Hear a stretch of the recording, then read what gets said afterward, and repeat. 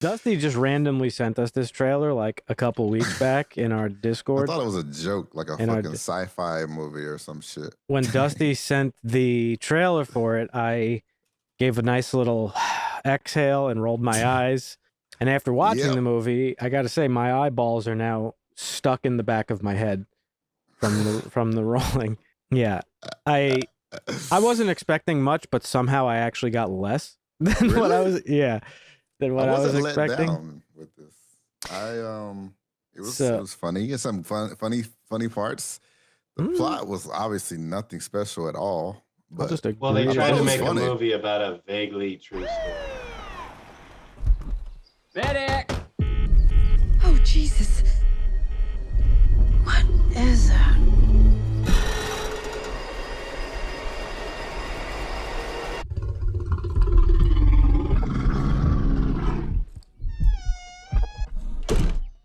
Beth, we should go. So this Cocaine Bear is directed by Elizabeth Banks. So she's a hilarious actor.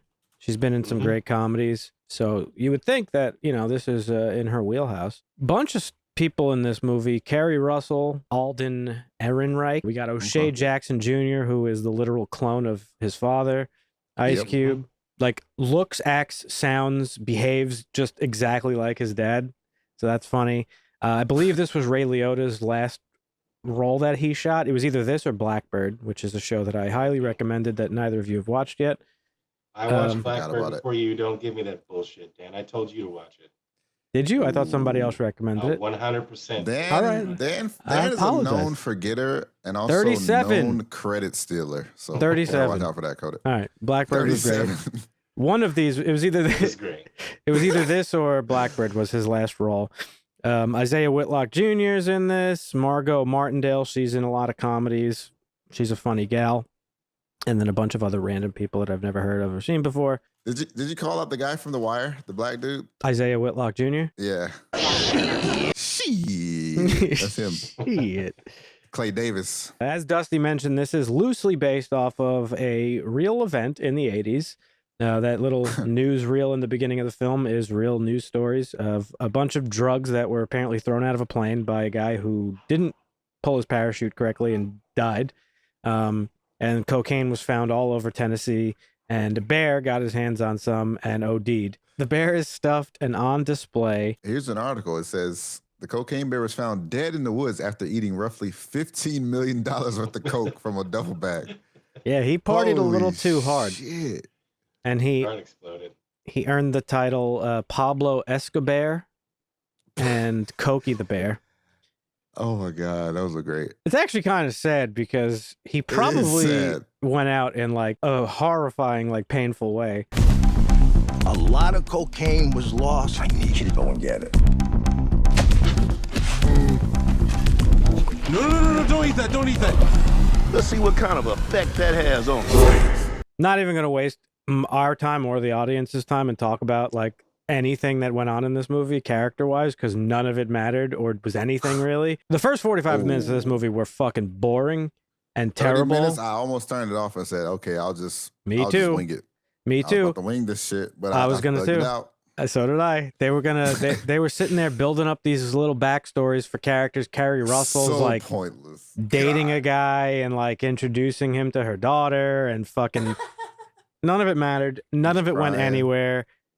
It was just everything served to like the whole purpose of like just being there for comedy, really, and to get slaughtered by the bear. Essentially, this movie sacrificed a lot. It felt like an early 2000s comedy, like a fucking like Harold and Kumar go to get the bear with the cocaine. That's what it felt like to me. No. Dude, where's my car? It didn't feel anything like that, and I'll explain why. Because this movie like sacrificed literally everything for the joke, which was the bear doing cocaine. Like, haha, this is a bear doing cocaine. The bear was doing his lines, bro. Oh my God. How you guys feel about the CGI of the bear? I mean, it was bad, but it's not even worth talking about because they clearly did it on purpose to like scale up the ridiculousness of it, right? It was like for sure done on purpose, and probably obviously I'm sure they didn't have like a huge budget, but like I just wanted to see a bear in real life. First humpbacks in Iceland. And now this. We have such good luck in nature. This is what you would consider like a ridiculous comedy. And there's a lot of those out there, and I'm big fans of them. And just to name off a few, you mentioned Harold and Kumar, ridiculous comedy, but it's a smart, funny movie. Dude, Where's My Car? Ridiculous comedy, also very funny. And then, you know, there's movies like Wet Hot American Summer. Subjective, but sure. What's funny is subjective, yes, but there are things that are objectively smart, like Wet Hot American Summer, which I'm about to get into. I don't know if either of you have seen that. Very hilarious movie, super cult classic. Elizabeth Banks was in it. So if anybody should be able to fucking nail that like very specific humor, it's her. But nothing in this movie was funny to me. Not a second of this movie was funny. Cap. It got one chuckle out of me, and that was when the bear like laid down on Alden Ehrenreich's character. Oh yeah. That was the only moment where his feet were sticking out and whatever. I got a little bit of a chuckle. The rest of this movie, I was bored to fucking tears. I could not wait for this movie to end. Really? Couldn't wait. I actually thought it had some really funny parts. No. You didn't laugh when the ranger fucking blew the guy's head off by mistake trying to shoot the bear? Nope. I almost laughed That when shit was so funny. I almost laughed when she went flying out of the ambulance and like her face dragged again. Oh my god! Yeah. But I didn't quite laugh. I almost did, but didn't.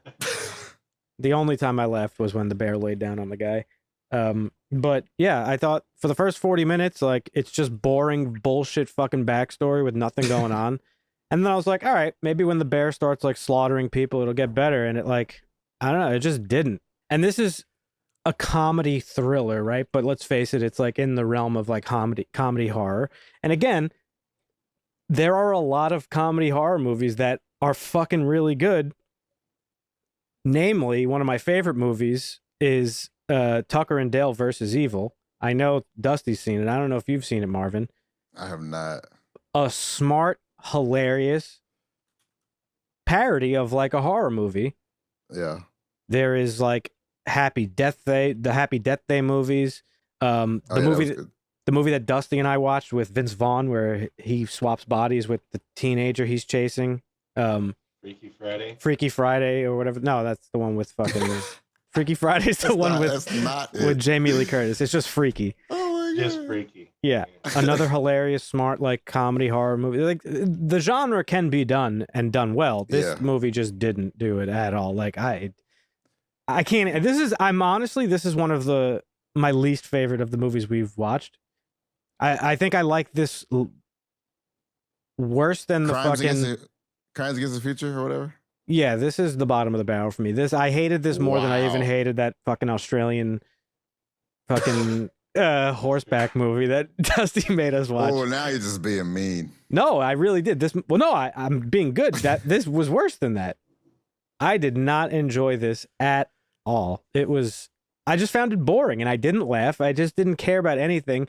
It was just all about the bear, and when the bear was like doing shit, it like didn't even like affect me in any way. Like, yeah, sure, some of the kills were like kind of cool and gory and this and that. It's like, all right, but I don't know. For the most part, it went nowhere. And by the end of the movie, when they just try to resolve like some of these stories that you're just like, I don't even know these characters' names. Like, I don't give a fuck what's going on with them. All I know is Henry. The kid who played Henry was actually pretty good. He had some pretty good comedic timing, but I still didn't laugh because the shit that was written for him was just awful. That's my main takeaway, is that this is just a not very, it just wasn't funny. There was nothing really fun. Like, and it seemed to try too hard because it was trying to be a ridiculous movie like, you know, Wet Hot American Summer or Step Brothers, or these movies that are so far out of the realm of reality that you sit there and you're like, okay, I get that this is meant to be like a super ridiculous film. Yeah. But then at that point you expect to laugh and be in on the joke, but I just didn't. And honestly, the reason I thought that this was her first film is like the directing was pretty amateurish as well. Like this movie was an hour and a half, but maybe that's why it reminded me of like an early 2000s comedy. Maybe. I don't know. Movie was an hour and a half. It felt like it went on. This felt like a 2.5 hour movie. Because the pacing was fucking terrible. They do these like cutaways and like flashbacks that like contribute nothing to anything going on. They weren't funny. They just like, I just really don't even know what this, like, I don't know what this was. I don't know what I was supposed to take away from it. I don't know why it was made. I don't know anything about it. You guys go ahead. I'm done. I agree that it didn't go anywhere. I don't think it wasn't like anything deep like that. Like they were just trying to, like Dusty said, loosely based on something that happened, and they tried to make it funny. I thought they made it funny. Let me be fair. Well, not be fair. Let me say I didn't expect this to be like some sort of fucking like Coen Brothers movie or anything like that. I knew it was going to be ridiculous and a comedy, but the fact is that I didn't find it funny at all. Like I didn't laugh ever, except that, like, again, I got one little chuckle when he was like saying funny things from underneath the bear. That was it. Oh man, you fuck. This felt a little bit like Sharknado, like one of the middle movies. Like in the first Sharknado, like they tried to take it seriously, even though it was ridiculous. Yeah. And at the end of the Sharknado movies, it's just total all-out cheese. Like they're riding dinosaurs and shit. It's ridiculous. Somewhere in the middle, you know, they went from trying to take it seriously to taking it less seriously, where it's like it's kind of a mix of both, and it really just doesn't work. That's what this kind of felt like to me. Is they weren't sure whether they should try and take it seriously or try and not, because it seems like they tried to do both, but it just didn't work. It pulled the movie apart.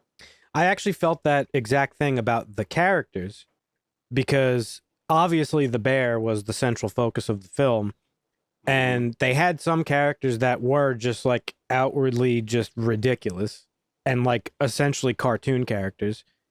And then they had characters, like you just said, like they didn't know what they wanted them to be, and they have like more serious stories like Kerry Russell's, and it's just like, well, like what is this movie supposed to be? The reason I'm borderline offended by this movie is because there are other movies that do these things, these like slapstick, like ridiculous comedy, thriller, horror mashups that are really fucking good.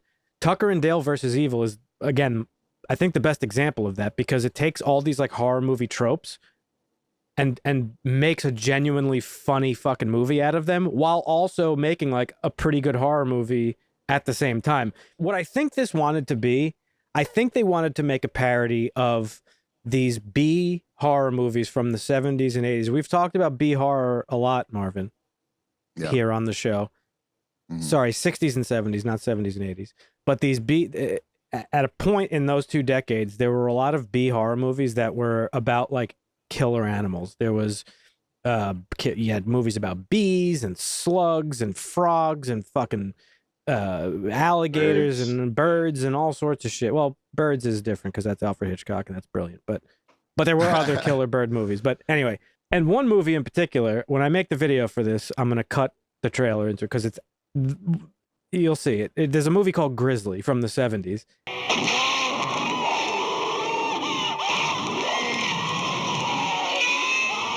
And I'm pretty sure they were trying to like parody those types of films. But again, if you're making a parody, it has to be funny. And I just didn't find this funny. I think that was the movie's biggest flaw. I can see how you don't like it if you didn't find it funny, but I found it funny, so it was tolerable. So you laughed. It wasn't amazing, but I was laughing throughout the movie. Yes, I was. That's interesting. But definitely after that bullshit backstory, the first half hour that they gave us, yeah. I have like 3 levels of movie watching. When I'm watching a movie at home, it's I'm so enthralled that nothing's going to distract me. I'm going to get through this. Mm-hmm. Or I'm going to pause this because I want to do something or need to do something real quick. I'll be right back. Yep. And then number 3 is, all right, I'm just going to leave this running. I'm going to go do something real quick. I might be back in 2 or 3 minutes. I don't know if I'm going to do something, but who really cares? Like, yeah. I did that once or twice where I was away from the screen for a minute or two, and I didn't really. I was like, I could pause it, but I kind of know what's going on here, so So I can see like it's not a like, oh, this is a must recommend, but there's some fun stuff in it. I think it was a fun watch. I'm not going to say don't watch this film. It wasn't great, but it wasn't. I don't think it was terrible. I don't think it was terrible. I think you should watch it once. I would probably never watch it again. Yeah, not worth a rewatch. I think you should watch it once. It was funny. Yeah, I do not share the same thing. I would never watch this again. I wouldn't recommend anybody watches this. This was a waste of my time. It was an hour and 30 minutes. I'll never get back. And I should have went with my gut instinct when we fucking decided to put it on the list when we were planning the month of March. I should have vetoed it because I fucking knew it was going to be bad. Okay. Yeah, that's fair. That's fair. Didn't do it for me, but it's got a 6.1 on IMDb, which is pretty fucking low, which means it didn't really do it for a lot of people. Yeah, I'm going lower. I'm giving this shit a 5. Whoa. Actually, honestly, I'm going even lower than that. This was like a 3 for me. This was like a 3. No, really, I'm being dead serious. No fucking way, bro. 3 out of 10. Yep. The only thing that That's like crazy. the only thing that keeps this from being like a straight 0 is that some of the kills were kind of cool. Yeah, the kills were cool. So I'm giving it a 3. Marvin? I'm giving this. What did it get? A 6? 6.1. Yeah, I'll probably give this a 6. Okay. Dusty? I'm gonna give it a 5.5. Ooh. I think this is like the lowest movie we've reviewed here. This Yeah, is definitely the this is. lowest, bro. Yeah, you just didn't want to laugh. You just went in and you didn't want to Yeah. laugh. That's Marvin, all it was. Marvin, I love laughing. Damn, I love Dane to laugh. can't I take love himself. I love comedies. I love ridiculous comedies. I love horror. I love when those two come Allegedly. together. That's true. It That's just, true. Allegedly. just didn't do a good job for me. I'm sorry. That's all right. I'm sorry.